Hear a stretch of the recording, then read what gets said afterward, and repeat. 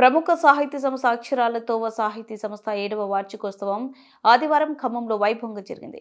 ఖమ్మంలోని ZP meeting హాల్లో అక్షరాలతోవ నిర్వాహకులు నామ పురుషోత్తం అధ్యక్షతన జరిగిన సభలో అంతర్జాతీయ స్థాయిలో విజేతలుగా నిలిచిన కవితలతో ప్రచురించిన పుస్తకాన్ని రిటైర్డ్ హెచ్ఎం పరిష సీతారత్నం ట్రస్ట్ వ్యవస్థాపకులు పరిష పుల్లయ్య, స్పర్శ సామాజిక అధ్యయన కేంద్రం చైర్మన్ స్పర్శ భాస్కర్ ఆవిష్కరించారు. అనంతరం సభలో పరిష పుల్లయ్య భాస్కర్ మాట్లాడుతూ సమాజంలో మార్పులను గమనిస్తూ పీడితుల పక్షాన నిలిచే కవిత్వాన్ని ప్రోత్సహించడం అభినందనీయమన్నారు. ప్రశ్నించే తత్వాన్ని, శాస్త్రీయ పరిశీలనను పెంపొందించే రచనలు రావాలన్నారు. సామాన్యుల పక్షాన కవిత్వ నిలవాలన్నారు. సమాజ హితాన్ని కోరుతూ సాహిత్య సేవ చేసిన అక్షరాలతో సాహిత్య సంస్థను అభినందించారు. జేవిని రాష్ట్ర నాయకులు అలవాల నాగేశ్వరరావు మాట్లాడుతూ సైన్స్ను బలపరుస్తూ కవిత్వం రాయాలన్నారు. ప్రశ్నించే తత్వాన్ని బలపరచాలన్నారు. ప్రముఖ కవి విమర్శలు సైదులు అయినాల మాట్లాడుతూ నేర్చుకోవడం, నేర్పడం కవులు చేయాలన్నారు. చప్పట్లు కొట్టండి. ఆకలి కొద్దిగా తగ్గిపోయింది.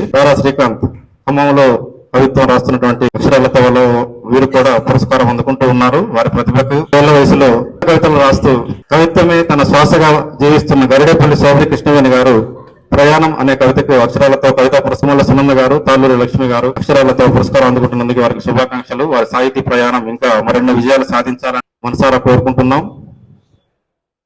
పోల రాము గారు అనే శీర్షికన విజేతగా నిలిచారు. వారికి అక్షరాలతో తరపున శుభాకాంక్షలు తెలియజేస్తా ఉన్నాం.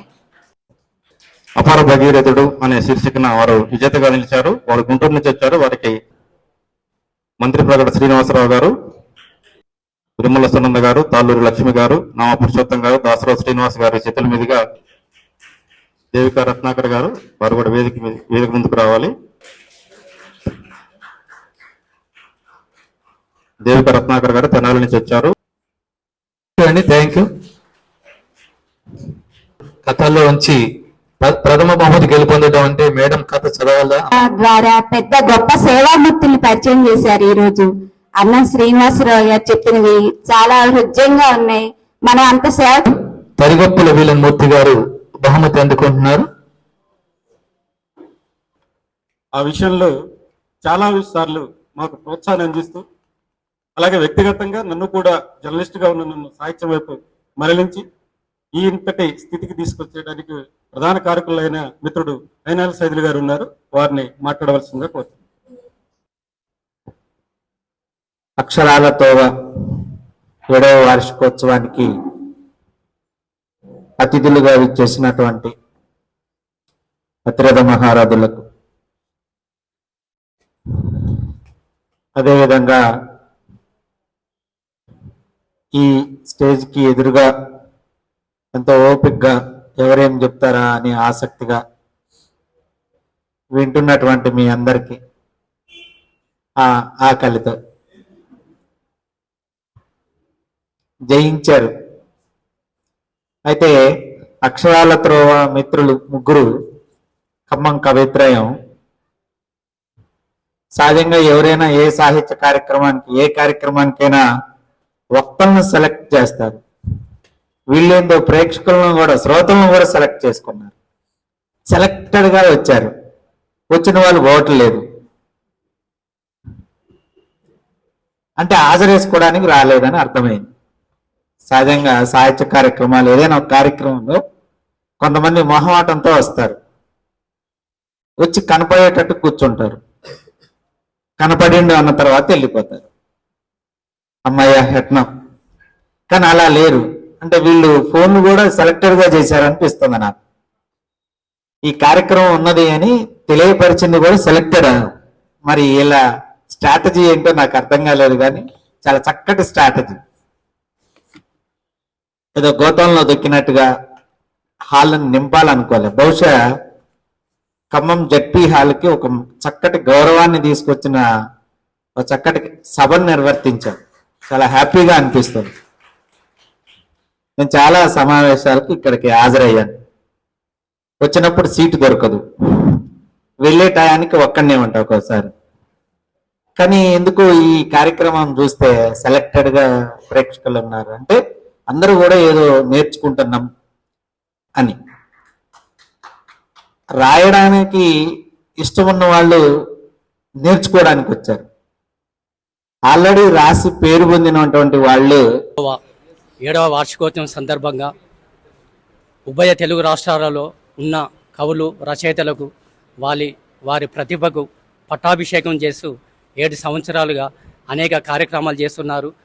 తెలుగు భాషకు, తెలుగు సాహిత్యాన్ని ప్రపంచవ్యాప్తంగా నలుదిశలా విశ్వవ్యాప్తం చేయడానికి వారు చేస్తున్న కృషి అమోఘం, అద్భుతం, అనిర్వచనం.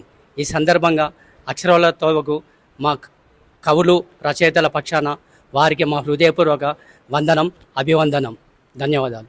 చేస్తూ కార్యక్రమంలో భాగంగా పెద్దలు ఫ్రెండ్స్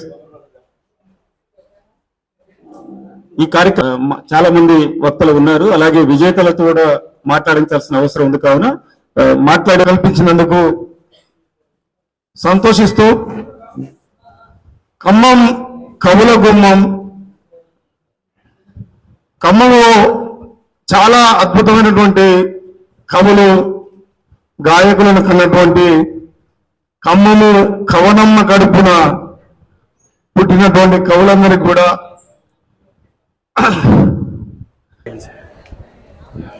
అక్షరాలతోవ 7వ వార్షికోత్సవ మహోత్సవానికి తరలివచ్చిన కవిమిత్రులందరికీ, రచయితలందరికీ, కవులు కళాకారులందరికీ పేరు పేరున ధన్యవాదాలు. చాలా చక్కటి కార్యక్రమాన్ని ఓపికగా కూర్చొని విజయవంతం చేసినందుకు ప్రతి ఒక్కరికి పేరు పేరున ధన్యవాదాలు తెలియజేస్తున్నాము.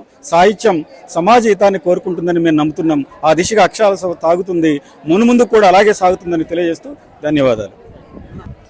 అక్షరాలతో 7వ వార్షికోత్సవం సందర్భంగా చాలామంది మిత్రులు, కథా రచయితలు, కవిత విజేతలు, కథా విజేతలు అందరూ ఇరు తెలుగు రాష్ట్రాల నుంచి రావడం చాలా సంతోషదాయకం.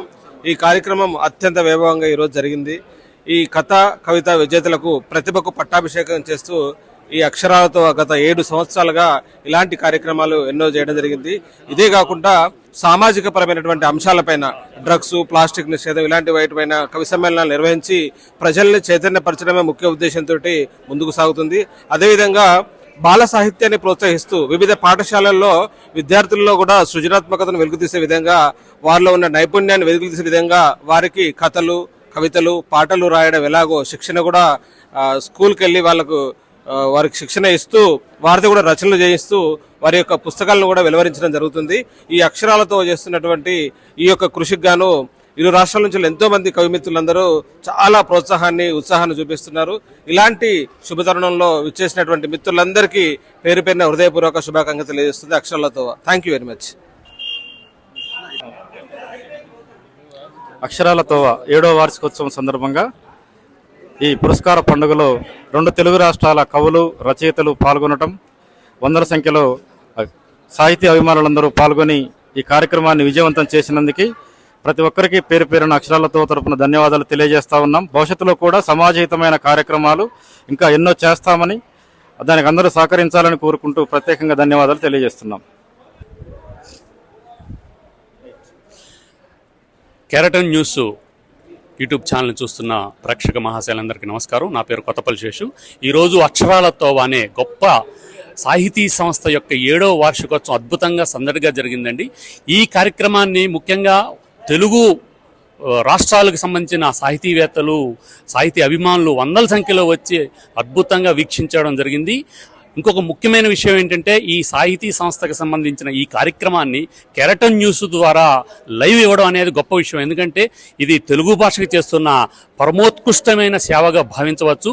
ఈ తెలుగు సాహితీ సంపదకి సంబంధించినటువంటి ఈ అక్షరాలతో నిర్వాహకులు ఖమ్మం కవిత్రయం, ఖమ్మం త్రిమూర్తులు అంటాను నేను, దాసరోజు శ్రీనివాస్ గారు, రాచమళ్ళ ఉపేంద్ర గారు, నామా పురుషోత్తం గారు మరియు వారి బృందం అందరికీ కూడా ఈ సందర్భంగా నేను హృదయపూర్వక శుభాకాంక్షలు తెలియజేస్తూ, ఇలాంటి కార్యక్రమాలు నిర్వహిస్తే మన అమ్మకి సేవ చేస్తున్నట్టుగా, మన తెలుగు భాషకి పట్టం కట్టిన పెద్దలు, అదేవిధంగా కార్యక్రమంలో పాల్గొన్నటువంటి అభిమానులందరికీ నమస్కారం.